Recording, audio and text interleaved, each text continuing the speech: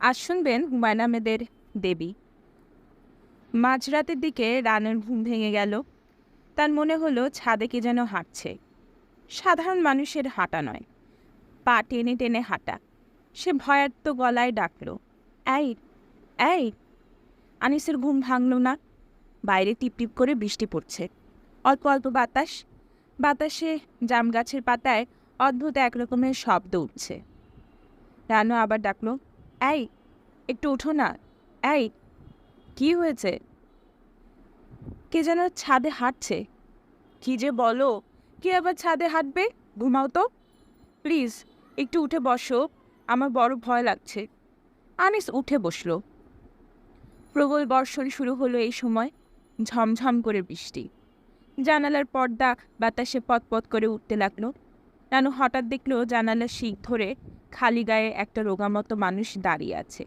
মানুষটির দু হাতই অসম্ভব লম্বা। রানু ফিসফিস করে বলল, ওখানে কে? কোথায় কে? ওই যে জানালায়। আহ, কি যে ঝামেলা করো, নারকেল গাছের ছায়া পড়েছে। একটু বাতিটা জ্বালাও না। রানু, তুমি ঘুমাও তো। আনিস শোবার উপক্রম করতেই ছাদে বেশ কয়েকবার থপথপ শব্দ হলো, যেন কেউ একজন ছাদে লাফাচ্ছে। রানু চমকে উঠে বলল, কিসের শব্দ হচ্ছে? বানর। এই জায়গায় বানর আছে, কালই তো দেখলে ছাদে লাফালাফি করছিল। আমার বড় ভয় করছে। একটু উঠে গিয়ে বাতি জ্বালাও না, পায়ে পড়ি তোমার।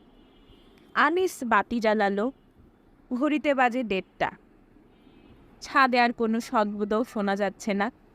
তবু রানুর ভয় কমল না। সে কেঁপে কেঁপে উঠতে লাগলো। আনিস বিরক্ত স্বরে বলল, এরকম করছো কেন? কেন জানি অন্যরকম লাগছে আবার। একটা খুব খারাপ স্বপ্ন দেখেছি। কি স্বপ্ন? দেখলাম আমি যেন। কথার মাঝখানে হঠাৎ রানু থেমে গেল। কে যেন হাসছে, ভারী গলায় হাসছে। রানু কাপা স্বরে বলল, হাসির শব্দ শুনতে পাচ্ছ? কে যেন হাসছে।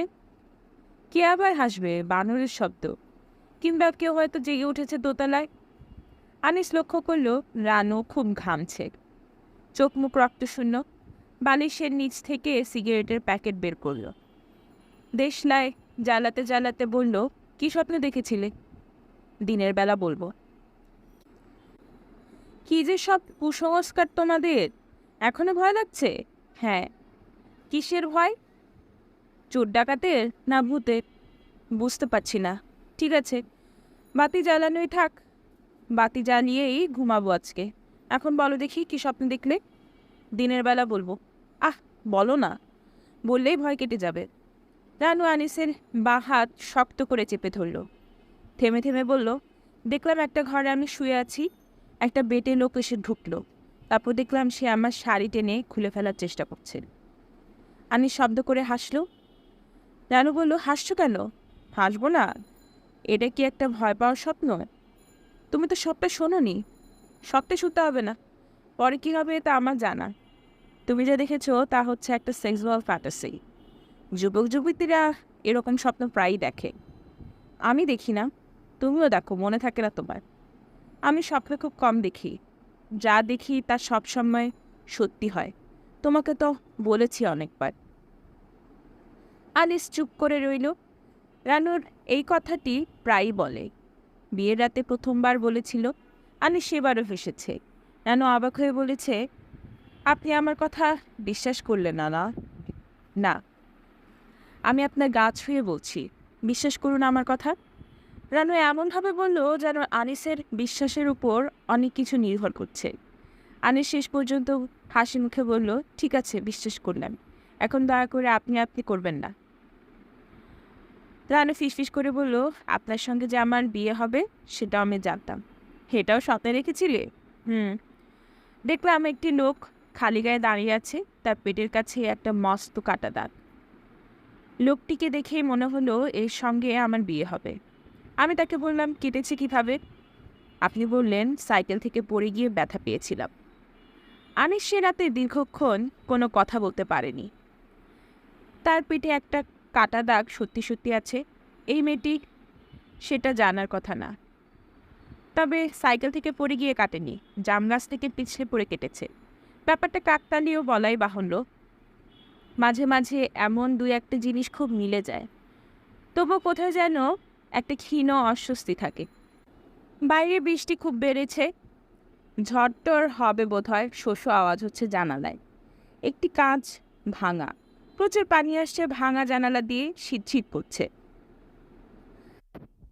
রানু, চলো ঘুমিয়ে পড়ি। সিগারেট শেষ হয়েছে? হ্যাঁ। বিছানায় ওঠা মাত্র প্রবল শব্দে বিদ্যুৎ চমকালো। বাতি চলে গেল সঙ্গে সঙ্গে। শুধু এই অঞ্চল নয়, সমস্ত ঢাকাই বোধ করি অন্ধকার হয়ে গেল। আনিস বলল, ভয় লাগছে রানু? হ্যাঁ। আচ্ছা, হাসির গল্প টল্প করো, এতে ভয় কমে যায়। বলো একটা গল্প, তুমি বলো। আনিস দীর্ঘ সময় নিয়ে একজন পাদ্রী ও 3টি ইহুদি ও 3টি মেয়ের গল্প বলল। গল্পের এক পর্যায়ে শ্রোতাকে জিজ্ঞেস করতে হয়, পাদ্রী তখন কি বলল? এর উত্তরটি হচ্ছে পাঞ্চলাইন। কিন্তু কিছু জিজ্ঞেস করলো না রানু। সে কি শুনছে না? আনিস ডাকলো, এই রানু, এই। রানু কথা বলল না। বাতাসের ঝাপটায় সশব্দে জানালার একটি পাল্লা খুলে গেল। আনিস বন্ধ করবার জন্য উঠে দাঁড়াতেই রানু তাকে জড়িয়ে ধরে কাঁপা গলায় বলল, তুমি যেও না, খবরদার যেও না। কি আশ্চর্য, কেন? একটা কিছু জানালার পাশে দাঁড়িয়ে আছে। কি যে বলো, প্লিজ প্লিজ। রানু কেঁদে ফেলল, ফোপাতে ফোপাতে বলল, তুমি গন্ধ পাচ্ছ না? কিসের গন্ধ? কর্পূরের গন্ধের মতো গন্ধ। এটা কি মনের ভুল? সূক্ষ্ম একটা গন্ধ যেন পাওয়া যাচ্ছে ঘরে। ঝনঝন করে আরেকটা কাঁচ ভাঙল। রানু বলল, ওই জিনিসটা হাসছে, শুনতে পাচ্ছ না? বৃষ্টির শব্দ ছাড়া আনিস কিছু শুনতে পেল না। তুমি বসো তো, আমি হারিকেন জ্বালাচ্ছি। না, তুমি আমাকে ধরে বসে থাকো। আনিস অস্বস্তির সঙ্গে বলল, তুমি ওই জানালাটার দিকে হাত তাকিও না তো। আনিস লক্ষ্য করল রানু থরথর করে কাঁপছে, ওর গায়ের উত্তাপও বাড়ছে। রানুকে সাহস দেবার জন্য সে বলল, কোনো দোয়া টোয়া পড়লে লাভ হবে? আয়াতুল কুরসি আর জানি আমি, আয়াতুল কুরসি পড়ব? রানু জবাব দিল না। তার চোখ বড় বড় হচ্ছে, মুখ দিয়ে ঠেলা ভাঙছে নাকি? শ্বাস ফেলছে টেনে টেনে। এই, কোনো সাড়া নেই। আনিস হারিকেল জানালো।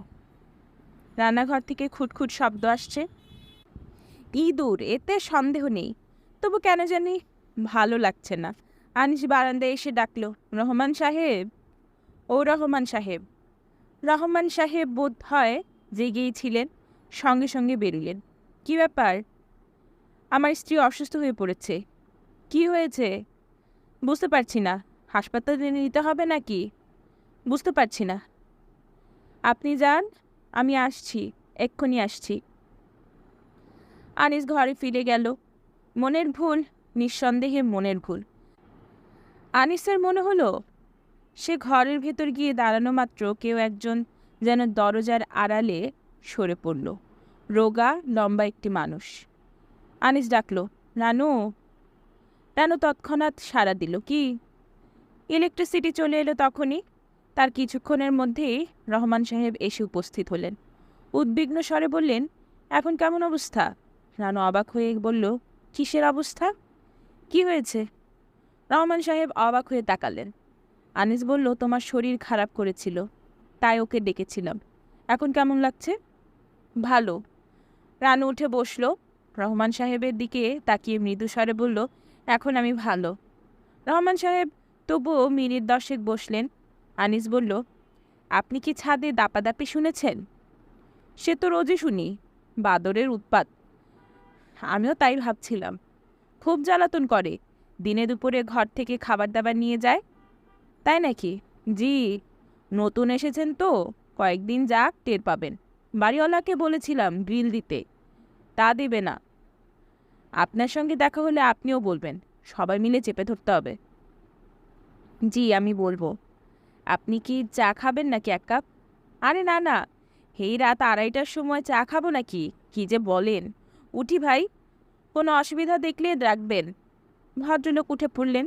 রানু চাপা স্বরে বলল, এই রাত দুপুরে ভদ্রলোককে ডেকে আনলি কেন? কি মনে করলেন উনি? তুমি যা শুরু করেছিলে, ভয় পেয়ে ভদ্রলোককে ডাকলাম।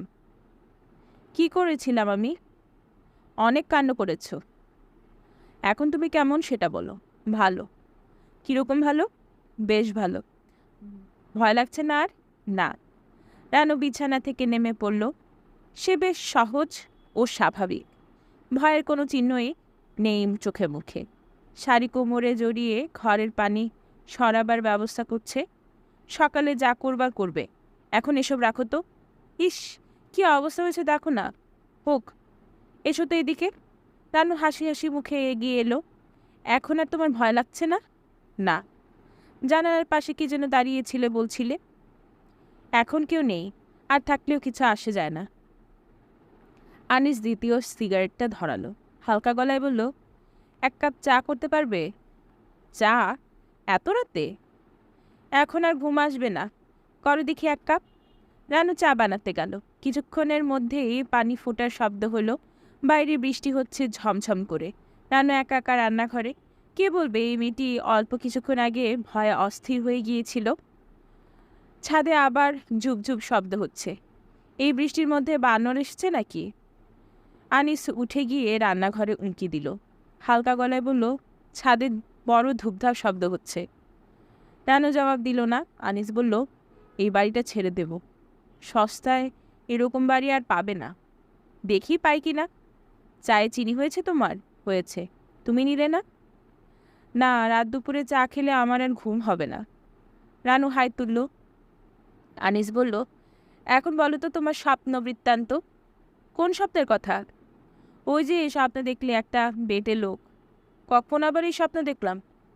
কি যে তুমি বলো। আনিস আর কিছু বলল না। চা শেষ করে ঘুমোতে গেল। শীত শীত করছিল। রানু পা গুটিয়ে বাচ্চা মেয়ের মতো শুয়েছে। একটি হাত দিয়ে জড়িয়ে রেখেছে আনিসকে। তার ভারী নিঃশ্বাস পড়ছে। ঘুমিয়ে পড়েছে বোধ হয়। জানালার নারকেল গাছের ছায়া পড়েছে। মানুষের মতোই লাগছে ছায়াটাকে। বাতাসে গাছের পাতা নড়ছে। মনে হচ্ছে মানুষটি হাত নাড়ছে। ঘরের ভেতর মিষ্টি একটা গন্ধ। মিষ্টি কিন্তু অচেনা। আনিস রানুকে কাছে টেনে আনলো। রানুর মুখে আলো এসে পড়েছে। কি যে মায়াবতী লাগছে।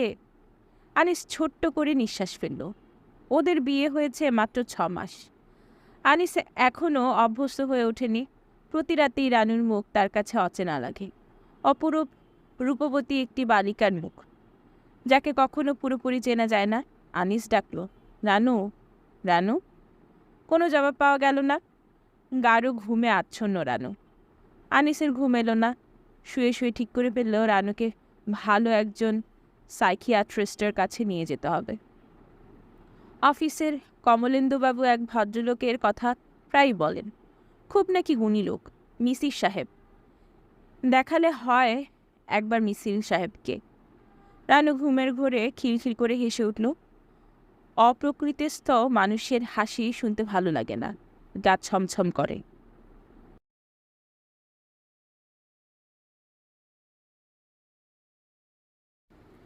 ভদ্রলোকের বাড়ি খুঁজে বের করতে অনেক দেরি হলো।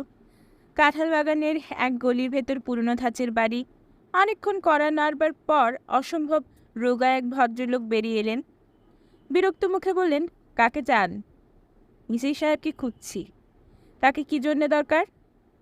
জি, দরকার একটা আছে। আপনি কি মিসির সাহেব? হ্যাঁ, বলেন, দরকারটা বলেন। রাস্তায় দাঁড়িয়ে সমস্যার কথা বলতে হবে নাকি? আনিস অস্বস্তি বোধ করতে লাগলো। কিন্তু ভদ্রলোকের ভাবভঙ্গি এরকম যে বাইরেই দাঁড় করিয়ে রাখবেন, ভেতরে ঢুকতে দেবেন না। আনিস বলল, ভেতরে এসে বলি? ভেতরে আসবেন? ঠিক আছে, আসুন। মিসির সাহেব যেন নিতান্ত অনিচ্ছায় দরজা থেকে সরে দাঁড়ালেন। ঘন অন্ধকার।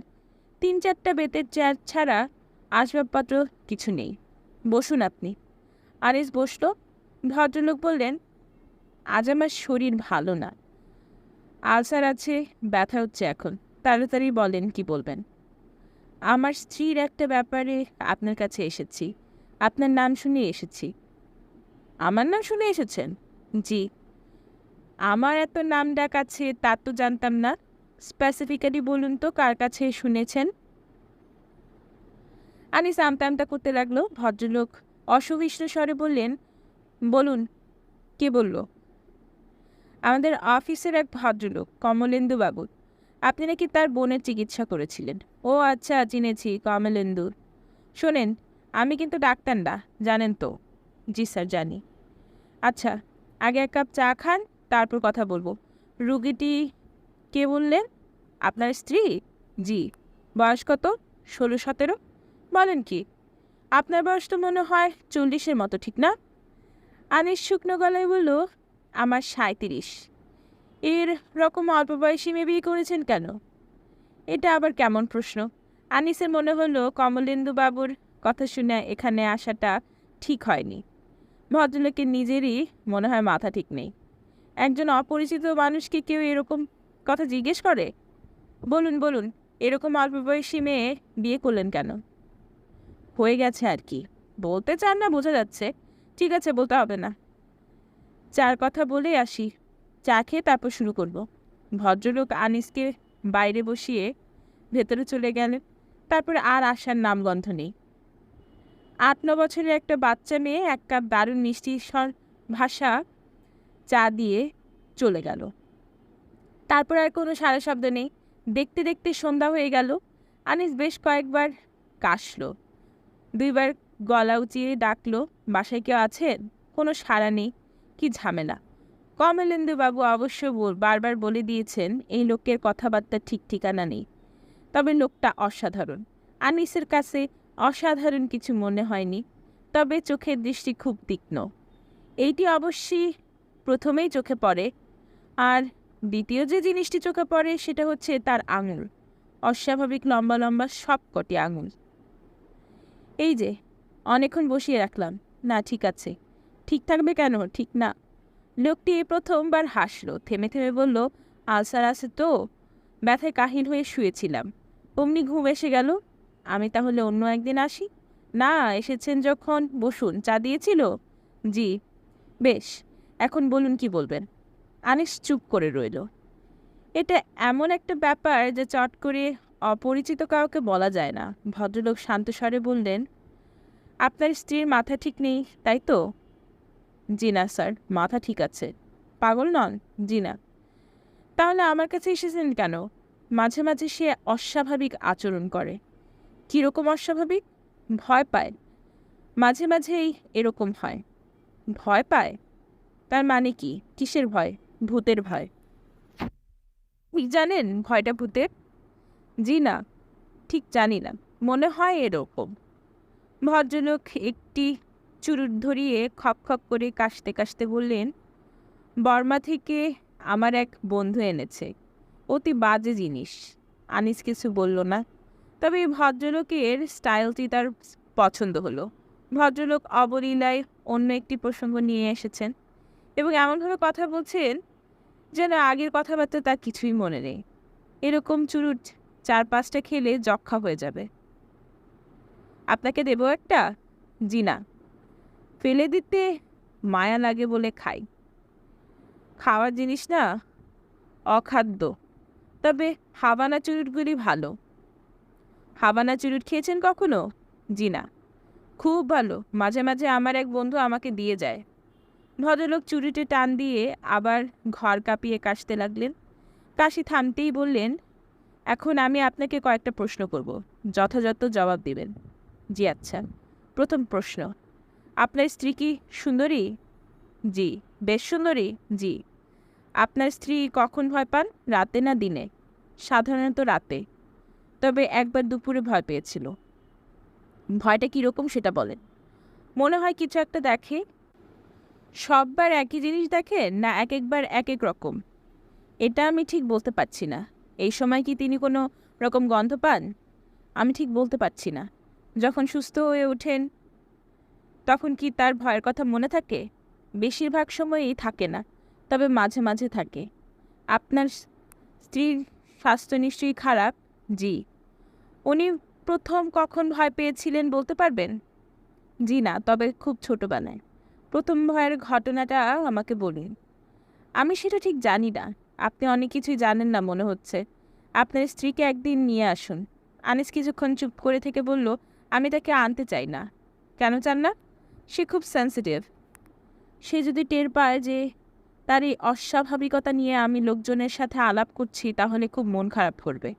দেখুন ভাই, আপনার স্ত্রীর সঙ্গে কথা না বলে কিছুই করা যাবে না। আপনার স্ত্রী অসুস্থ এবং আমার মনে হচ্ছে এই অসুখ দ্রুত বেড়ে যাবে। আপনি তাকে নিয়ে আসবেন। আনিস উঠে দাঁড়ালো, ক্ষীণস্বরে বলল, আপনাকে কত দেব? ভদ্রলোক বিস্মিত হয়ে বললেন, কমলেন্দুবাবু কি আপনাকে বলেননি আমি ফিস নেই না? এই কাজটি আমার শখের খাতিরে করি, বুঝতে পারছেন? জি পারছি। তবে আপনি যদি ভালো গোলাপের চারা পান তাহলে আমাকে দিতে পারেন। আমার গোলাপের খুব শখ। সব মিলিয়ে 30টি ডিফারেন্ট ভ্যারাইটির চারা আমার কাছে আছে। একটা আছে দারুণ ইন্টারেস্টিং, ঘাসফুলের মতো ছোট সাইজের গোলাপ। তাই নাকি? জি, ওরা বলে মাইক্রো রোজ। হল্যান্ডের গোলাপ, কড়া গন্ধ, দেখবেন? আরেকদিন দেখব, আজ দেরি হয়ে গেছে। আমার স্ত্রী একা থাকে। ও তাই নাকি? শোনেন, একা তাকে রাখবেন না। কখনো যেন মেয়েটি একা না থাকে, এটা খুবই জরুরি। রাস্তায় নেমে আনিসের মন খারাপ হয়ে গেল। খামোখা সময় নষ্ট। লোকটি তেমন কিছু জানে না। কমলেন্দুবাবু যে সব আধ্যাত্মিক শক্তি টক্তির কথা বলেছেন, সে সব মনে হয় নেহাতি গালগপ্প। তবে লোকটার কথাবার্তা বেশ ফোর্সফুল। রানুকে বুঝিয়ে সুজিয়ে একবার এনে দেখালে হয়, ক্ষতি তো কিছু নেই। তাছাড়া ভদ্রলোক খুব সম্ভব ফেলনাও নন, ক্লিনিক্যাল সাইকিয়াট্রির টিচার। একেবারে কিছু না জেনে তো কেউ মাস্টারি করে না। কিছু নিশ্চয়ই জানেন। মানুষের চেহারা দেখে কিছু অনুমান করাটাও ঠিক না।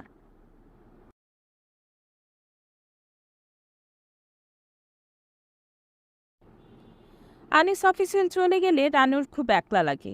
কিছুই করার থাকে না। গোছানো আলনা আবার নতুন করে গোছায়। বসার ঘরের বেতের সোফা ঝাড়ন দিয়ে ঝাড়ে। শোবার মেঝে ভেজা ন্যাকড়া দিয়ে মুছতে মুছতে চকচকে করে ফেলে। তবু সময় কাটে না। এক সময় তেতলার বারান্দায় গিয়ে বসে। এ বাড়ির ছোট বারান্দাটি তার খুব পছন্দ। গ্রিল দেওয়া বারান্দাটি গোলাকার। এখানে বসে অনেক দূর পর্যন্ত দেখা যায়। সামনে একটা মেয়েদের স্কুল। টিফিন টাইমে মেয়েগুলোর কাণ্ডকারখানা দেখতে এমন মজা লাগে। রানু প্রায় সারা দুপুর বারান্দাতেই বসে থাকে। একা একা ঘরে বসে থাকতে ভালো লাগে না। কেমন যেন নিঃশ্বাস বন্ধ হয়ে আসে। একটু যেন ভয় ভয়ও লাগে। অবশ্য যখন দুপুর গড়িয়ে বিকেল নামতে থাকে তখন ভয় ভয় ভাবটা কমে যায়। বিকেলবেলা বাড়িওয়ালার মেয়ে দুটি তাদের ভেতরের দিকের বাগানে বসে মজা করে চা খায়। চা খেতে খেতে দুজনেই খুব হাসাহাসি করে। এক একদিন ওদের বাবাও সঙ্গে বসেন। রানুর দেখতে বেশ লাগে। ছোট মেয়েটির সঙ্গে রানুর কিছুদিন আগে আলাপ হয়েছিল। বেশ মেয়েটি, খুব স্মার্ট, দেখতেও সুন্দর। একদিন দুপুরে রানু বারান্দায় এসে বসেছে। মেয়েটি এসে উপস্থিত, মুখে চাপা হাসি, হাতে কি একটা বই। এসে বলল, আপনাকে একটা কথা জিজ্ঞেস করতে এসেছি। কি কথা? আপনি সারাদিন বারান্দায় বসে থাকেন কেন? সারাদিন কোথায়, দুপুরবেলায় বসি। কিছু করার নেই তো, একা একা লাগে। তা ঠিক। বসবো আপনার এখানে? আজ আমি কলেজে যাইনি, বোটানি প্র্যাকটিক্যাল ছিল আজকে। মেয়েটি খুব সহজভাবে বসল। ঘণ্টাখানেকের মধ্যে এক গাদা কথা বলল। তারপর যাবার সময় হঠাৎ বলল, আরেকটা কথা জিজ্ঞেস করব? করো। আপনি এত সুন্দর কেন? যে আমার চেয়েও সুন্দরী তাকে আমার ভালো লাগে না। রানু কি বলবে ভেবে পেল না। মেয়েটি হাসতে হাসতে বলল, আমাদের ক্লাসের মেয়েদের কি ধারণা জানেন? তাদের ধারণা আমি হচ্ছি বাংলাদেশের সবচেয়ে সুন্দরী মহিলা। ওদের একদিন এনে আপনাকে দেখিয়ে দেব। ঠিক আছে, দিও। আর একটু বসো, চা খাবে? না, চা আমি বেশি খাই না। বেশি চা খেলে গায়ের রং ময়লা হয়ে যায়। মেয়েটি যেমন হুট করে এসেছিল তেমনি হুট করে নিচে নেমে গেল। বেশ লাগলো রানুর। নতুন বাসাটা তার ভালোই লাগছে। পুরনো ঢাকায় হলেও বেশ নিরিবিলি। মালিবাগের বাসাটার মতো নয়। নিঃশ্বাস নেবার জায়গা ছিল না সেখানে। পাশ দিয়ে রাত দিন রিক্সা যাচ্ছে, গাড়ি যাচ্ছে, জঘন্য। এই বাসাটা ভেতরের দিকে। বাড়িওয়ালা ভদ্রলোকও বেশ ভালো মানুষ। প্রথম দিনেই আনিসকে বলেছেন, আমার বাড়ি ভাড়া দেবার দরকার নেই। টাকার জন্যই তো বাড়ি ভাড়া। টাকা যথেষ্ট আছে, তবু 2 ঘর ভাড়াটে রাখি। কারণ এত বড় বাড়িতে মানুষ না থাকলে ভালো লাগে না। কবরখানা কবরখানা ভাব চলে আসে। তবে সবাইকে আমি বাড়ি ভাড়া দিই না। আপনাকে দিচ্ছি কারণ আপনাকে পছন্দ হয়েছে। ভাড়াও খুব কম, মাত্র 600 টাকা। 3 রুমের এত বড় একটা বাড়ি 600 টাকায় পাওয়ার ভাগ্যের ব্যাপার। রানু এখানে এসে হাঁফ ছেড়ে বেঁচেছে। তার সবচেয়ে পছন্দ হয়েছে বাথরুম। বড় ঝকঝকে একটা বাথরুম। বাসাটা রানুর খুব পছন্দ হয়েছিল। আনিস যখন বলল, কি নেব, পছন্দ হয়? হয়। ভালো করে ভেবে বলো নেব কি না। 2 দিন পর যদি বলো পছন্দ না, তখন মুশকিলে পড়ব। মালিবাগের বাসাটা ভালো ছিল, শুধু শুধু বদলালাম। এই বাসাটাও ভালো। রানু খুব খুশি মনে নতুন বাসা সাজালো, নিজেই পর্দা কিনে আনলো, সারা রাত জেগে সেলাই করলো। তার উৎসাহের সীমা নেই। বুঝলে রানু, সবার সঙ্গে মিলেমিশে থাকবে, অন্যদের বাসায় যাবে টাবে। একা একা থাকার অভ্যাসটা ভালো না। যাবে তো? যাব। একা থাকলেই মানুষের মধ্যে নানান রকম প্রবলেম দেখা যায়, বুঝলে। সব ভাড়াটাদের সঙ্গে খাতির রাখবে। ভাড়াটে তো মাত্র একজন, ওই ওনার বাসাতেই যাবে, বাড়িওয়ালার বাসায়ও যাবে। আচ্ছা, যাব। রানু অবশ্যই যায়নি কোথাও। তার ভালো লাগে না, অন্যদের মতো সে কারোর সঙ্গে সহজভাবে মিশতে পারে না। অন্যদের সামনে কেমন যেন আড়ষ্ট লাগে। বারান্দার বেতের চেয়ারটাতে বসে থাকতেই ভালো বেশি লাগে। দুপুরটাই যা কষ্টের। দুপুরটা কেটে গেলেই অন্যরকম একটা শান্তি লাগে। কিন্তু আজকের দুপুরটা দীর্ঘ, কিছুতেই আর কাটছে না। বারান্দায় বসে থাকতেও ভালো লাগছে না। মেয়েদের স্কুলটাও কি কারণে যেন বন্ধ। চারদিক চুপচাপ, বড্ড ফাঁকা। কিছুক্ষণ শুয়ে থাকলে কেমন হয়। ঘরের ভেতরটা কেমন যেন অন্যরকম। রানু ভেতরে ঢুকে জানালার পর্দা ফেলে দিল। অনেকখানি অন্ধকার হয়ে গেল, অন্ধকার ও চুপচাপ। আর তখন স্পষ্ট গলায় কেউ ডাকলো, রানু, রানু। কয়েক মুহূর্ত রানু নড়ল না, অপেক্ষা করতে লাগলো। কিন্তু যে ডেকে উঠেছে সে দ্বিতীয়বার আর ডাকল না। রানুর এরকম চারদিকে নিস্তব্ধতার মধ্যে একজন অশরীরী কেউ ডেকে ওঠে। অসংখ্যবার শুনেছে এই ডাক। কে সে? কোত্থেকে আসে সে? রানু ফিসফিস করে বলল, কে?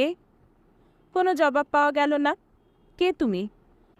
জানালার পর্দাটা শুধু কাঁপছে। বিকেল হয়ে আসছে। রানুর ছোট্ট একটা নিঃশ্বাস ফেলে বারান্দায় এসে দাঁড়াল। নিচের বাগানে বাড়িওয়ালার বড় মেয়েটি হাঁটছে, নীলু বোধহয় ওর নাম। এই মেয়েটি তার বোনের মতো নয়, গম্ভীর, কথাবার্তা প্রায় বলেই না। তবু ওকে দেখলেই রানুর মনে হয় মেয়েটি বড় ভালো, মায়াবতী মেয়ে। রানু দেখল বিষণ্ণ ভঙ্গিতে মেয়েটি একা একা বসে আছে। তার ইচ্ছে হলো নিচে নেমে ওর সঙ্গে কথা বলে, কিন্তু সে গেল না। নীলু 2 বার বিজ্ঞাপনটা করল। বেশ একটা মজার বিজ্ঞাপন। কেউ কি আসবেন? আমি একজন নিঃসঙ্গ মানুষ, স্ত্রীর মৃত্যুর পর একা জীবনযাপন করছি। সময় আর কাটে না। আমার দীর্ঘ দিবস ও দীর্ঘ রজনীর নিঃসঙ্গতা কাটাতে কেউ আমাকে 2 লাইন লিখবেন? GPO box number 73। দৈনিক পত্রিকায় এরকম বিজ্ঞাপন দেবার মানে কি? সাপ্তাহিক কাগজগুলিতে এইসব থাকে। ছেলে ছোকরাদের কাণ্ড। এই লোকটি নিশ্চয়ই ছেলে ছোকরা নয়, বুড়ো হাবড়াদের একজন। বাবা, এটা পড়েছ? নীলু জাহিদ সাহেবের হাতে কাগজটা গুঁজে দিল। বাবা, এই বিজ্ঞাপনটি পড়ে তো। জাহিদ সাহেব নিজেও ভ্রু কুঞ্চিত করে 2 বার পড়লেন। তার মুখের ভঙ্গি দেখে মনে হলো বেশ বিরক্ত হয়েছেন। পড়েছ? পড়লাম। কি মনে হয় বাবা? কি আবার মনে হবে? কিছুই মনে হয় না।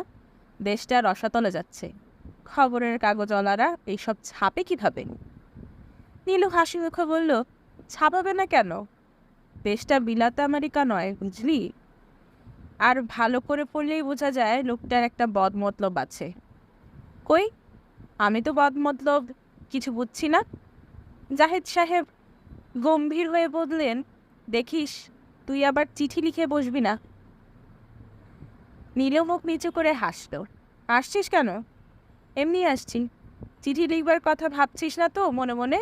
হুম।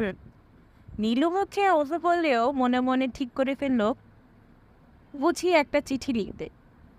দেখা যাক না কি হয়। কি লেখে লোকটি? রাতে ঘুমোতে যাওয়ার আগে সে সত্যি একটা চিঠি লিখে ফেলল। মোটামুটি বেশ দীর্ঘ চিঠি। জনাব, আপনার বিজ্ঞাপনটি পড়লাম, লিখলাম কয়েক লাইন। এতে কি আপনার নিঃসঙ্গতা কাটবে? আমার বয়স 18। আমি ঢাকা বিশ্ববিদ্যালয়ের ছাত্রী। আমরা 2 বোন। আমার ছোট বোনটির নাম বিলি, সে হলিক্রস কলেজে পড়ে। আমরা 2 বোনই খুব সুন্দরী। এই যা, এটা আপনাকে লেখা ঠিক হলো না, তাই না? নাকি সুন্দরী মেয়েদের চিঠি পেলে আপনার নিঃসঙ্গতা আরও দ্রুত কাটবে? নীলি চিঠিটি লিখেই তার মনে হলো যে এরকম লেখাটা ঠিক হচ্ছে না। চিঠির মধ্যে একটা বড় মিথ্যা আছে। সে সুন্দরী নয়। বিলুর জন্যে কথাটি ঠিক, তার জন্যে নয়। নীলু ছোট্ট একটি নিঃশ্বাস ফেলে দ্বিতীয় চিঠিটি লিখল। জনাব, আমার নাম নীনি। আমার বয়স 20। আপনার নিঃসঙ্গতা কাটাবার জন্যে আপনাকে লিখছি। কিন্তু চিঠিতে কি আরও নিঃসঙ্গতা কাটে? আপনার বয়স কত এটা দয়া করে জানাবেন। নীলু দ্বিতীয় চিঠিটিও তার পছন্দ হলো না। তার মনে হলো সে যেন কিছুতেই গুছিয়ে আসল জিনিসটি লিখতে পারছে না। রাতে শুয়ে শুয়ে তার মনে হলো হঠাৎ করে সে এত ব্যস্ত হয়ে পড়েছে কেন? চিঠি লিখারই বা কী দরকার? সে নিজেও কি খুব নিঃসঙ্গ? হয়তোবা। এ বাড়িতে দুটি মাত্র প্রাণী, বিলু আর বাবা। বাবা রাত দিন নিজেই ঘরেই থাকেন। মাসের প্রথম দিকের কয়েকটা দিন বাড়ি ভাড়ার টাকা আদায়ের জন্যে অল্প যা নাড়াচাড়া করেন, তারপর আবার নিজের ঘরেই বন্দি। আর বিলু তো আছে তার অসংখ্য বন্ধু বান্ধব নিয়ে। শুধু মেয়ে বন্ধু নয়, তার আবার অনেক ছেলে বন্ধুও আছে। মহা আনন্দে আছে বিলু। তবে সে একটু বাড়াবাড়ি করছে। কাল তার কাছে একটি ছেলে এসেছিল। সে রাত 8টা পর্যন্ত ছিল। এসব ভালো নয়। নীলু উঠি দিয়ে দেখছে ছেলেটি ফরফর করে সিগারেট টানছে, হাত নেড়ে নেড়ে কথা বলছে, আর বিলু হাসতে হাসতে ভেঙে পড়ছে। ভাত খাওয়ার সময় নীলু কিছু বলবে না করেও বলল, ছেলেটা কে রে? কোন ছেলে? ওই যে রাত 8টা পর্যন্ত গল্প করলি। ও, সে তো রুবির ভাই। মহা চালবাজ। নিজেকে খুব বুদ্ধিমান ভাবে, আসলে মহা গাধা। বলতে বলতে খিলখিল করে হাসি বিলু। মহা গাধা হলে এতক্ষণ বসিয়ে রাখলি কেন? যেতে চাচ্ছিল না তো কি করব? বলতে বলতে বিলু আবার হাসল। বিলু এমন মেয়ে যার উপর রাগ কখনো করা যায় না। নীলু কখনো রাগ করতে পারে না। মাঝে মাঝে বাবা 2-1টা করা কথা বলেন, তখন বিলু রাগ করে খাওয়া বন্ধ করে দেয়। সে এক মহা যন্ত্রণা। একবার রাগ করে সে পুরো 2 দিন দরজা বন্ধ করে বসেছিল। কত সাধাসাধি, কত অনুরোধ। শেষ পর্যন্ত মগবাজারের ছোট মামাকে আনতে হলো। ছোট মামা বিলুর খুব খাতিরের মানুষ। তার সব কথা সে শোনে। তিনি এসে যখন বললেন, দরজা না খুললে মা আমি কিন্তু আর আসবো না, এই আমার শেষ আশা, তখন দরজা খুলল। এরকম জেদিনে নীলুর কোনো জেদ টেদ নাই। কালো এবং অসুন্দরী মেয়েদের জেদ কখনো থাকে না। এদের জীবন কাটাতে হয় একাকী। নীলু বাতি নিভিয়ে ঘুমোতে চেষ্টা করল। ছোটবেলার বাতি নেভানোর সঙ্গে সঙ্গে তার ঘুম আসতো। এখন আর আসে না। অনেক রাত পর্যন্ত এপাশ ওপাশ করতে থাকে। পাশের খাটে টেবিল ল্যাম্প জ্বালিয়ে চোখের উপর একটা গল্পের বই ধরে আছে বিলি। অনেক রাত পর্যন্ত সে পড়বে। পড়তে পড়তে হঠাৎ একসময় ঘুমিয়ে পড়বে। বাতি নেভাবে না, মশারি ফেলবে না। নীলুকেই উঠে এসে বাতি নেভাতে হবে, মশারি ফেলতে হবে। বিলু ঘুমো, বাতি নেভা। একটু পরে ঘুমাবো। কি পড়ছিস? শীর্ষেন্দুর একটা বই, দারুণ। দিনে পড়িস? আলো চোখে লাগছে। দিনে আমার সময় কোথায়? তুমি ঘুমাও না। নীলু ঘুমাতে পারল না। শুয়ে শুয়ে তাকিয়েই রইল বিলুর দিকে। দিনে দিনে কি যে সুন্দর হচ্ছে মেয়েটা। একই বাবা মার 2 মেয়ে, একজন এত সুন্দর আর অন্যজন এত অসুন্দর কেন? নীলু ছোট্ট একটা নিঃশ্বাস ফেলল। আপা, কি দারুণ বই, তুমি পড়ে দেখো। প্রেমের? হ্যাঁ, প্রেমের হলেও খুব সিরিয়াস জিনিস, দারুণ। তাই নাকি? হুম, একজন খুব রূপবতী মেয়ের গল্প। তোর মতো একজন? দূর, আমি আবার সুন্দর নাকি? আমাদের 3 তলার ভাড়াটের বউটির মতো বলতে পারে। রানু নাম দেখেছো? না তো, খুব সুন্দরী। ওরে বাপ, দারুণ। হেমা মালিনীর চেয়েও সুন্দরী। তুই মেয়েটিকে একবার আসতে বলিস তো আমাদের বাড়িতে, দেখব। বলবো। তুমি নিজে একবার গেলেই পারো। মেয়েটা ভালো, কথাবার্তায় খুব ভদ্র। ওর বরকে দেখেছো আনিস সাহেব? হুম। ওই লোকটা বোকা ধরনের, বোকার মতো কথাবার্তা। আমাকে আপনি আপনি করে বলে। কলেজে পড়িস, তোকে আপনি বলবে না? ফ্রক পরা কাউকে এরকম একজন বুড়ো মানুষ আপনি বলবে নাকি? বুড়ো নাকি? 40-এর উপর বয়স হবে। মেয়েটার বয়স কত? খুব কম, 14-15 হবে। বিলু বাতি নিভিয়ে দিল এবং নিমিষেই ঘুমিয়ে পড়ল। নীলু জেগে রইল অনেক রাত পর্যন্ত। কিছুতেই তার ঘুম এলো না। ইদানিং তার ঘুম খুব কমে গেছে। রোজই মাঝরাত না হওয়া অবধি ঘুম আসে না। রানু চুলায় ভাত চড়িয়ে বসার ঘরে এসে দেখে বাড়িওয়ালার বড় মেয়েটি ঘরে টেপে। না জিজ্ঞেস করেই ঢুকে পড়লাম। ভাই, আমার নাম নীলু। আসুন আসুন, আপনাকে আমি চিনি। আপনি বাড়িওয়ালার বড় মেয়ে। আজ ইউনিভার্সিটি যাননি? হুম। আজ ক্লাস নেই। আপনার সঙ্গে গল্প করতে এলাম। কি করছিলেন? ভাত রান্না করছি। চলুন রান্নাঘরে গিয়ে বসি। বিনুর কাছ থেকে আপনার খুব প্রশংসা শুনি। বিনুর ধারণা আপনি হচ্ছেন হেমা মালিনী। রানু অবাক হয়ে বলল, হেমা মালিনীটিকে? আছে একজন, সিনেমা করে। সবাই বলে খুব সুন্দর। আমার কাছে সুন্দর লাগে না, চেহারাটা অহংকারী। রানু মুখ টিপে হাসতে হাসতে বলল, সুন্দরী মেয়েরা তো অহংকারীই হয়। আপনি অহংকারী? রানু হাসতে হাসতে বলল, হ্যাঁ, কিন্তু আমাকে আপনি আপনি বলতে পারবেন না, তুমি করে বলতে হবে। নীলু লক্ষ্য করল মেয়েটি বেশ রোগা, কিন্তু সত্যিই রূপসী। সচরাচর দেখা যায় না। চোখ দুটি কপালের দিকে উঠানো বলে দেবী প্রতিমার চোখের মতো লাগে। সমগ্র চেহারায় খুব সূক্ষ্ম হলেও কোথাও যেন একটি মূর্তি মূর্তি ভাব আছে। কি দেখছেন? তোমাকে দেখছি ভাই। তোমার চেহারায় একটা মূর্তি মূর্তি ভাব আছে। রানু মুখ কালো করে ফেলল। নীলু অবাক হয়ে বলল, ও কি, তুমি মনে হয় মন খারাপ করলে? না, মন খারাপ করবো কেন? কিন্তু এমন মুখ কালো করলে কেন? আমি কিন্তু কমপ্লিমেন্ট হিসেবে তোমাকে বলেছি। তোমার মতো সুন্দরী মেয়ে আমি খুব বেশি দেখিনি। তবে একবার একটি বিহারি মেয়েকে দেখেছিলাম আমার ছোট মামার বিয়েতে। অবশ্যই সেই মেয়েটি তোমার মতো রোগা ছিল না, ওর স্বাস্থ্য বেশ ভালো ছিল। আপনি কি একটু চা খাবেন? তুমি আমাকে আপনি করে বলছো কেন? তোমার কি মনে হয় আমার বয়স অনেক বেশি? না, তা মনে হয় না। তুমিও আমাকে তুমি বলবে। আর তোমার যদি আপত্তি না থাকে তাহলে আমি মাঝে মাঝে তোমার কাছে আসবো। রানু চায়ের কাপ সাজাতে সাজাতে মৃদু স্বরে বলল, আমাকে মুক্তি মুক্তি লাগে? এটা বললে কেন? নীলু অবাক হয়ে বলল, এমনি বলেছি, টানা টানা চোখ তো সেজন্যে। তুমি দেখি ভাই রাগ করেছ। একটা কারণ আছে নীলু, তোমাকে আমি একদিন সব বলবো, তাহলেই বুঝবে। চায়ে কতটুকু চিনি খাও? 3 চামচ।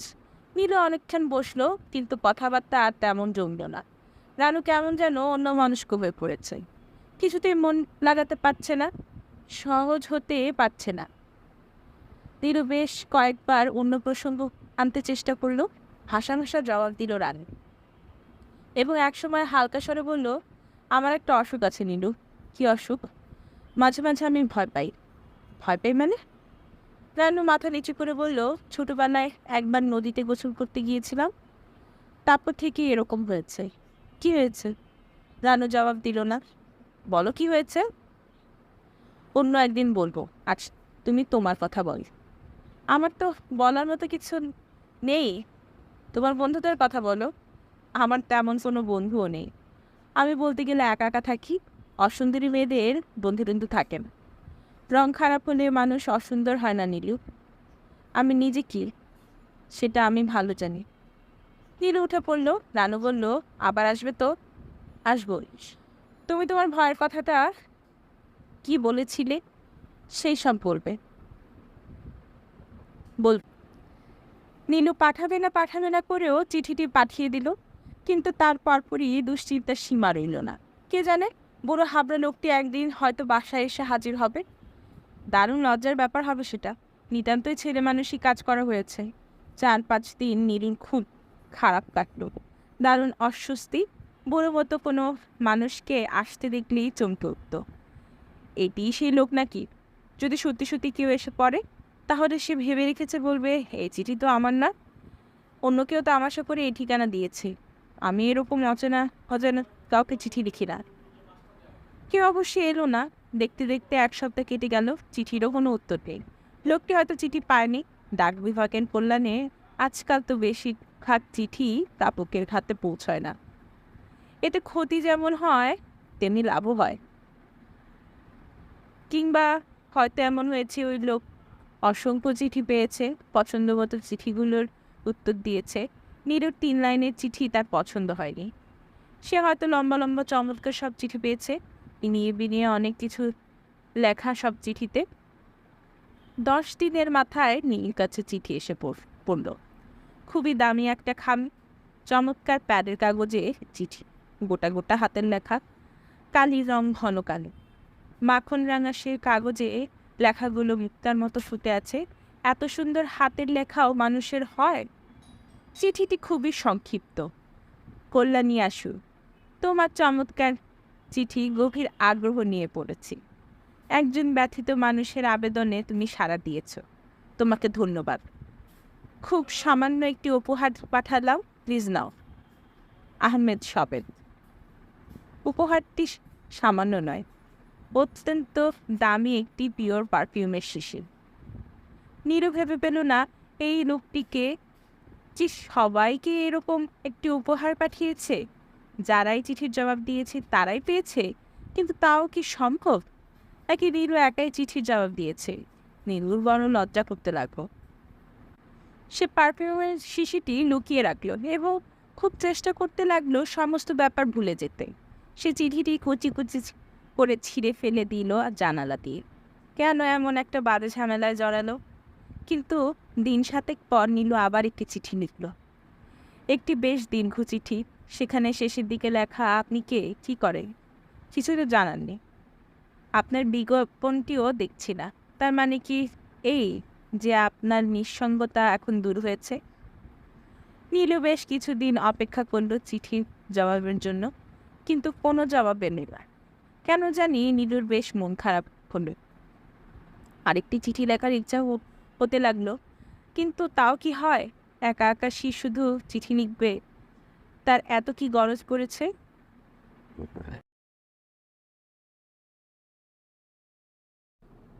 রাত দুপুরে আনিসের ঘুম ভেঙে গেল। হাত বাড়ালো অভ্যাস মতো। পাশে কেউ নেই।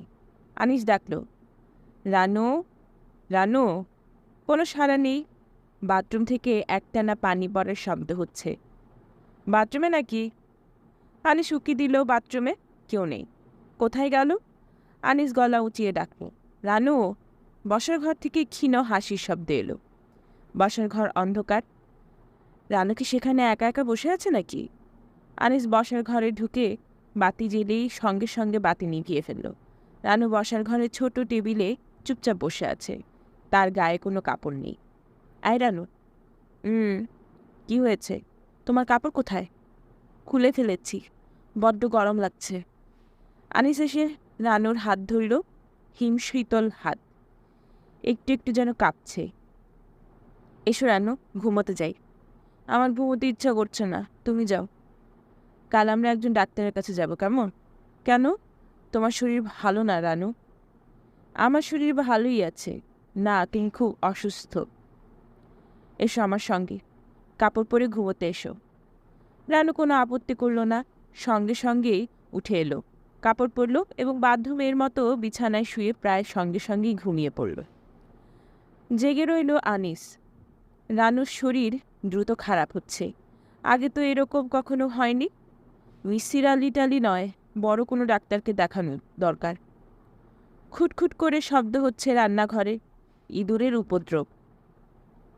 তবু কেন জানি শব্দটা অন্যরকম মনে হচ্ছে, যেন কেউ হাঁটছে রান্নাঘরে।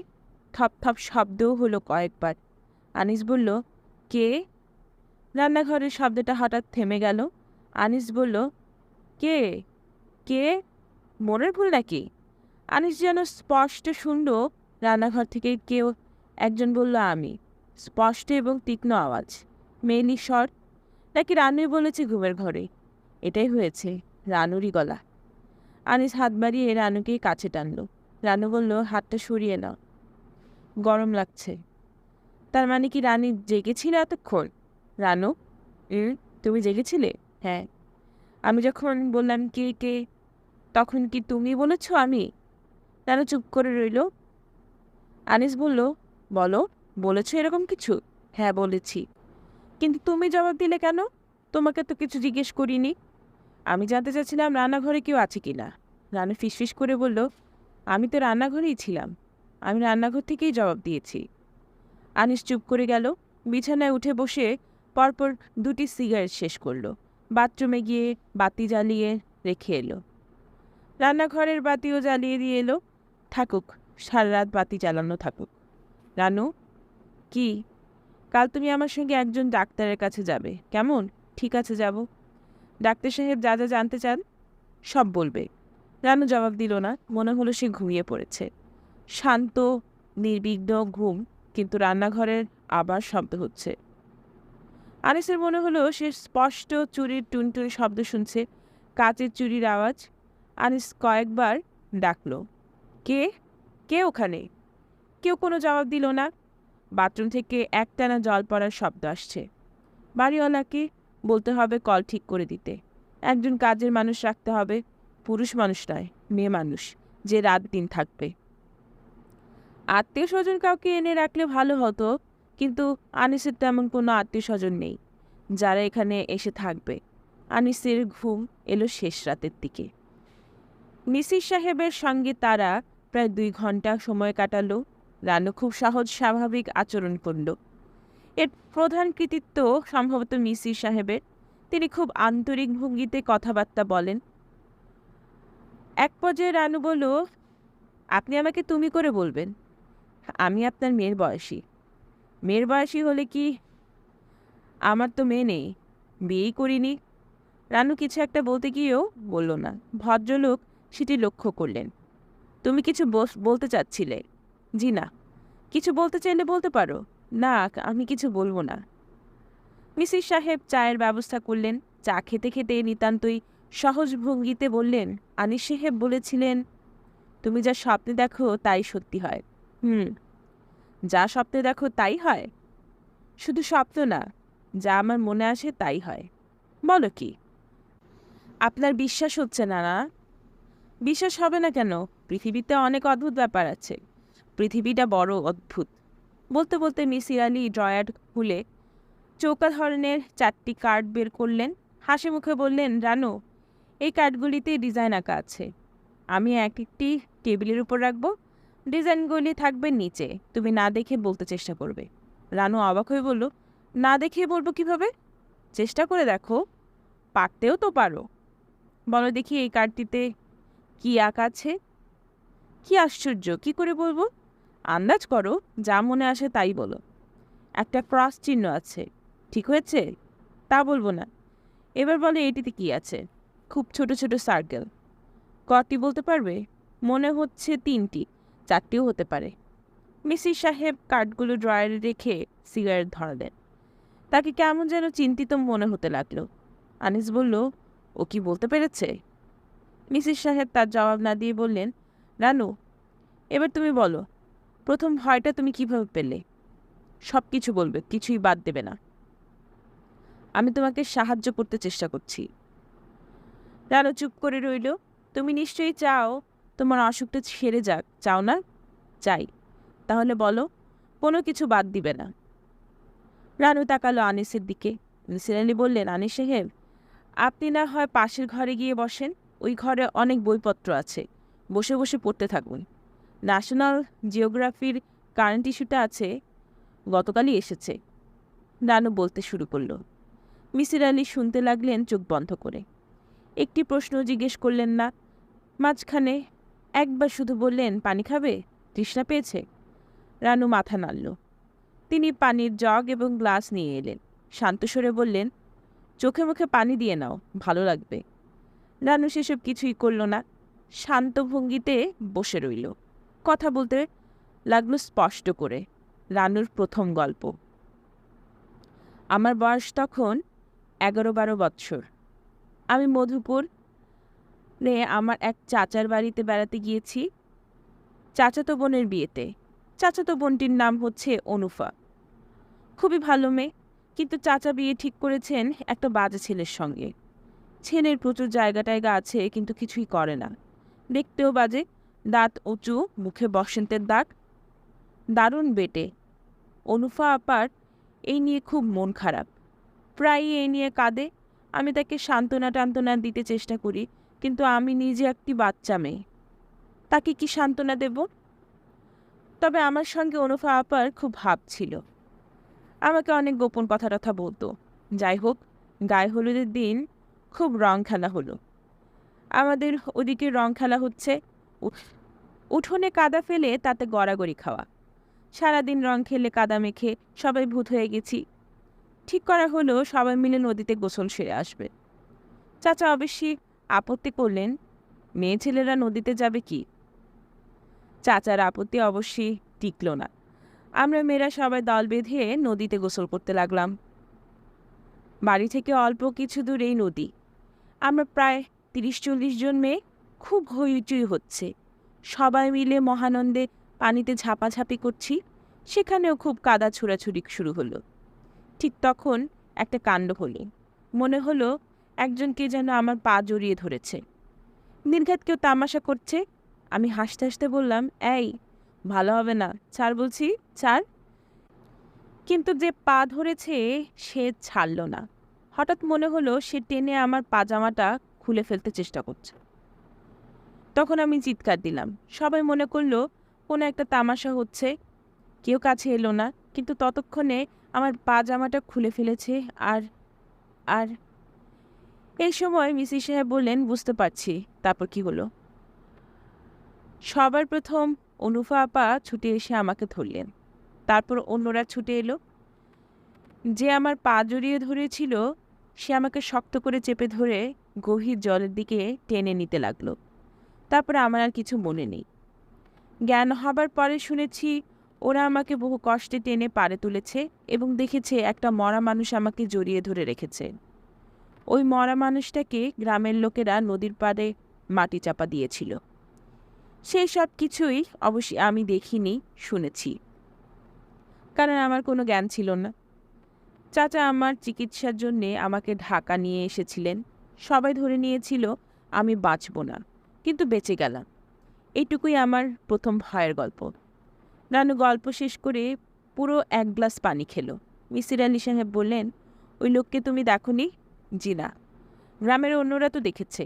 কীরকম ছিল দেখতে? আমি জানি না, কাউকে জিজ্ঞেস করিনি, কেউ আমাকে কিছু বলেনি। এরপর কি তুমি কখনো তোমার চাচার বাড়ি গিয়েছিলে? জি না, কখনো যাইনি।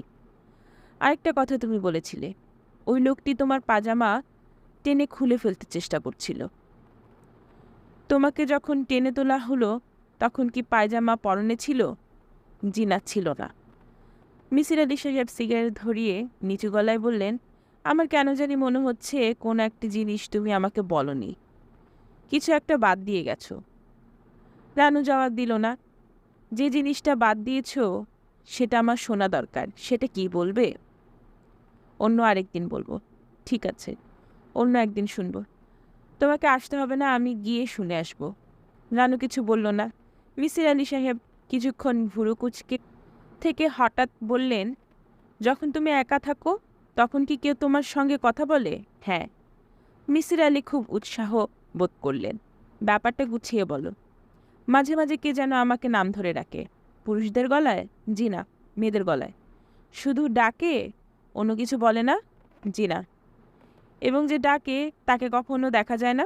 জি না। এটা প্রথম কখন হয়? অর্থাৎ প্রথম কখন শুনলে? নদীর ব্যাপারটা ঘটার আগেই? কতদিন আগে? আমার ঠিক মনে নেই। আচ্ছা ঠিক আছে, আজ এই পর্যন্তই। রানুরা উঠে দাঁড়ালো। মিসির আলি ভারী গলায় বললেন, আবার দেখা হবে। রানু কিছু বলল না। আনিস বলল, আমরা তাহলে যাই। আচ্ছা ঠিক আছে। মিসির আলি ওদের রিকশা পর্যন্ত এগিয়ে দিতে এলেন। ওরা রিকশায় উঠবার সময় তিনি হঠাৎ বললেন, রানু, যে তোমার পা জড়িয়ে ধরেছিল ওর নাম কি? ওর নাম জালাল উদ্দিন। কি করে জানলে ওর নাম জালাল উদ্দিন? রানু তাকিয়ে রইল, কিছু বলল না। মিসির আলি সাহেব বললেন, ঠিক আছে, পরে কথা হবে। রিকশায় ওরা দুজনে কোনো কথা বলল না। আনিসের একবার মনে হলো রানু কাঁদছে। সে সিগারেট ধরিয়ে সহজ স্বরে বলল, ভদ্রলোককে তোমার কেমন লাগে রানু? ভালো, বেশ ভালো লোক। উনি আসলে কি করেন? উনি ঢাকা বিশ্ববিদ্যালয়ের একজন part time teacher, clinical psychiatry পড়ান। খুব জ্ঞানী লোক। ইউনিভার্সিটির টিচাররা এমন রোগা হয় তা তো জানতাম না। আমার ধারণা ছিল তারা খুব মোটাসোটা হন। রানু শব্দ করে হাসল। আনিস বলল, আজ বাইরে খাওয়া দাওয়া করলে কেমন হয়? শুধু শুধু টাকা খরচ। তোমার গিয়ে রান্না চড়াতে হবে না, চলো না, কিছু পয়সা খরচ হোক। কোথায় খাবে? আছে একটা চেনা জায়গা, নান রুটি আর কাবাব, কি বলো?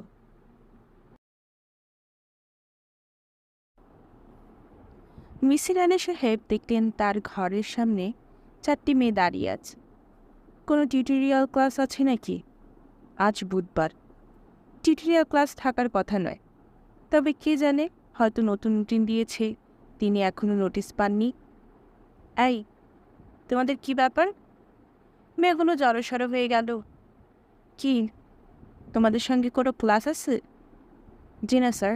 তাহলে কি, কিছু বলবে? স্যার, নোটিশ বোর্ডে আপনি একটা নোটিশ দিয়েছিলেন, সেই জন্যই এসেছি। কিসের নোটিশ? তিনি ভুরু কোঁচকালেন।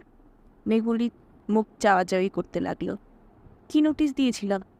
স্যার, আপনি লিখেছিলেন কারো এক্সট্রা সেন্সরি পারসেপশনের ক্ষমতা আছে কি না আপনি পরীক্ষা করে বলে দেবেন। মিসির আলি সাহেবের সমস্ত ব্যাপারটা মনে পড়ল। মাস 2 আগে এরকম একটা নোটিশ দিয়েছিলেন ঠিকই, কিন্তু এই প্রথম 4 জনকে পাওয়া গেল যারা উৎসাহী এবং সবকটি মেয়ে। মেয়েগুলো রোগা। তার মানে কি অকল্টের ব্যাপারে রোগা মেয়েরা বেশি উৎসাহী? তিনি মনে মনে একটা নোট তৈরি করলেন এবং তৎক্ষণাৎ তার মনে হলো বিষয়টি ইন্টারেস্টিং। একটা সার্ভে করা যেতে পারে। এসো তোমরা, ঘরে এসো। তোমরা তাহলে জানতে চাও তোমাদের ইএসপি আছে কি না? মেয়েগুলো কথা বলল না, যেন একটু ভয় পাচ্ছে। মুখ সবারই শুকনো। বসো তোমরা, চেয়ারে আরাম করে বসো। ওরা বসল। মিসির আলি সাহেব একটা সিগারেট ধরালেন, নিচু গলায় বললেন, সব মানুষেরই ইএসপি কিছু পরিমাণ থাকে। টেলিপ্যাথির কথাই ধরো, তোমাদের নিজেদেরই হয়তো এ বিষয়ে অভিজ্ঞতা আছে। সহজ উদাহরণ হচ্ছে, ধরো একদিন তোমাদের কারো মনে হলো আজ অমুকের সাথে দেখা হবে। যার সঙ্গে দেখা হবে কথা মনে হচ্ছে সে কিন্তু এখানে থাকে না, থাকে চিটাগাং। কিন্তু সত্যি সত্যি দেখা গেল দেখা হয়ে গেছে। কি হয় না এরকম? মেয়েগুলো কথা বলল না। এর মধ্যে একজন রুমাল দিয়ে কপাল মুছতে লাগলো। মেয়েটি ঘামছে, নার্ভাস হয়ে পড়েছে মনে হয়। নিশ্চয়ই ব্লাড প্রেশার বেড়ে গেছে। মিসির আলি বিস্মিত হলেন। নার্ভাস মেয়েটির দিকে তাকিয়ে বললেন, এ বিষয়ে চর্চা এখনও বিজ্ঞানের পর্যায়ে পড়ে না। বেশিরভাগ সিদ্ধান্তই অনুমানের উপর। তবে আমেরিকায় একটি ইউনিভার্সিটি আছে, ডিউক ইউনিভার্সিটি। ওরা কিছু কিছু এক্সপেরিমেন্টাল কাজ শুরু করেছে। মুশকিল হচ্ছে ফলাফল সবসময় রিপ্রোডিউসিবল নয়। মিসির আলি সাহেব ড্রয়ার খুলে 10টি চৌকো কার্ড টেবিলে বিছালেন। হাসি মুখে বললেন, পরীক্ষাটি খুব সহজ। এই কার্ডগুলোতে বিভিন্ন রকম চিহ্ন আছে, যেমন ধরো ক্রস, স্কয়ার, ত্রিভুজ, বিন্দু। কোনটিতে কি আছে সেটি অনুমান করতে চেষ্টা করবে। 1-2বার কাকতালীয়ভাবে মিলে যাবে। তবে ফলাফল যদি স্ট্যাটিস্টিক্যালি সিগনিফিক্যান্ট হয়, তাহলে বুঝতে হবে তোমাদের ইএসপি আছে। এখন এসো দেখি, কে প্রথম বলবে? তোমার কি নাম? নীলুফার। হ্যাঁ নীলুফার, তুমি প্রথম চেষ্টা করো, যা মনে আসে তাই বলো। আমার কিছু মনে আসছে না। তাহলে অনুমান করে বলো। মেয়েটি ঠিক মতো বলতে পারল না, তার সঙ্গীরাও না। মিসির আলি হাসতে হাসতে বললেন, না, তোমাদের কারো কোনো ইএসপি নেই। ওরা যেন তাতে খুশি হলো। মিসির আলি গম্ভীর গলায় বললেন, না থাকাই ভালো। আধুনিক মানুষদের এসব থাকতে নেই। এতে অনেক রকম জটিলতা হয়। কি জটিলতা? আছে, বলুন না স্যার। মিসির আলী লক্ষ্য করলেন নীলুফার নামের মেয়েটি কথা বলছে, স্পষ্ট সতেজ গলা। অন্য আরেকদিন বলবো, আজ তোমরা যাও। নীলুফার বলল, এমন কিছু কি স্যার আছে যা করলে ইএসপি হয়? লোকজন বলে প্রেমে পড়লেও এই ক্ষমতাটা অসম্ভব বেড়ে যায়। আমি ঠিক জানি না। তোমরা যদি কেউ কখনো প্রেমে পড়ো তাহলে এসো, পরীক্ষা করে দেখব। কথাটা বলেই মিসির আলী অপ্রস্তুত বোধ করলেন। ছাত্রীদের এটা বলা ঠিক হয়নি। কথাবার্তায় তার আরও সাবধান হওয়া উচিত। এরকম হালকা ভঙ্গিতে কথা বলা ঠিক হচ্ছে না। স্যার, আমরা যাই? আচ্ছা ঠিক আছে, দেখা হবে। মিসির আলী নিচের টিচার্স লাউঞ্জে চা খেতে এলেন। বেলা প্রায় 3টা। লাউঞ্জে লোকজন নেই। পলিটিক্যাল সায়েন্সের রশিদ সাহেব এক কোণায় বসেছিলেন। তিনি অস্পষ্ট স্বরে ডাকলেন, এই যে মিসির সাহেব, অনেকদিন পর মনে হয় এলেন এদিকে, চা খাবেন? কে যেন বলছিল আপনি নাকি ভূতের ধরা সরাতে পারেন, ঠিক নাকি? জি না, আমি ওঝানুন। রাগ করলেন নাকি? আমি কথার কথা বললাম। না, রাগ করবো কেন? আচ্ছা মিসিস আলী সাহেব, আপনি ভূত বিশ্বাস করেন? না। রশিদ সাহেব উৎসাহিত হয়ে উঠলেন। আত্মা আত্মায় বিশ্বাস করেন? না ভাই, আমি একজন নাস্তিক। আত্মা নেই। এই জিনিসটা কি প্রমাণ করতে পারবেন? কি কি যুক্ত আছে আপনার হাতে? মিসির আলী একটি দীর্ঘ নিঃশ্বাস ফেললেন। রশিদ সাহেব বললেন, আত্মা যে আছে এর পক্ষে বিজ্ঞানীদের কিছু চমৎকার যুক্তি আছে। থাকলে তো ভালোই। বিজ্ঞানীরা জড়জগৎ বাদ দিয়ে আত্মা টাত্মা নিয়ে উৎসাহী হলেই কিন্তু ঝামেলা। রশিদ সাহেব আমার মাথা ধরেছে, এ নিয়ে কথা বলতে চাই না, কিছু মনে করবেন না। মিসির আলী চা না খেয়েই উঠে পড়লেন। তার সত্যি সত্যি মাথা ধরেছে, প্রচণ্ড ব্যথা, বড় রকমের কোনো অসুখের একটা পূর্ব লক্ষণ।